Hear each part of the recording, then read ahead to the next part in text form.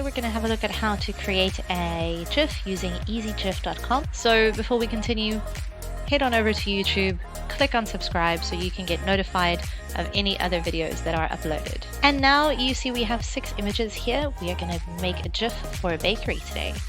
But as you can see, not all of the images are the same size. When you do create a GIF, it is recommended that your images are the same size. All you need to do is just open your image and make a little square, make sure that all the sides are the same length, position it over your image and say crop. And there you go, now all 6 our images are the same size.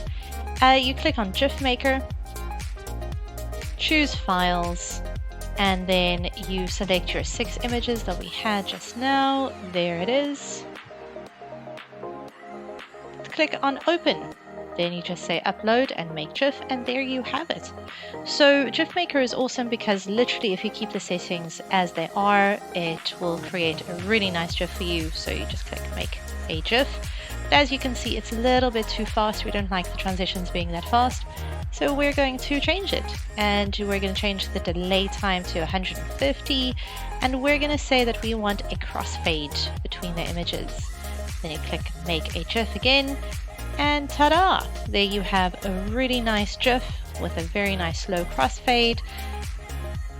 So EZGif also gives you the opportunity to export your GIF in different file formats, but for the purposes of this, we are going to keep it to a GIF. And you're just going to click save.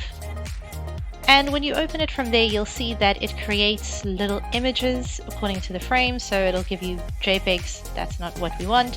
But when you go into your file, you can see there under downloads, it is the GIF that we are looking for.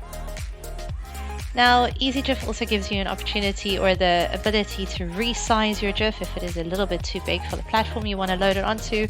Click on resize, just click on choose GIF, and you upload it and add your compressions. And that's it.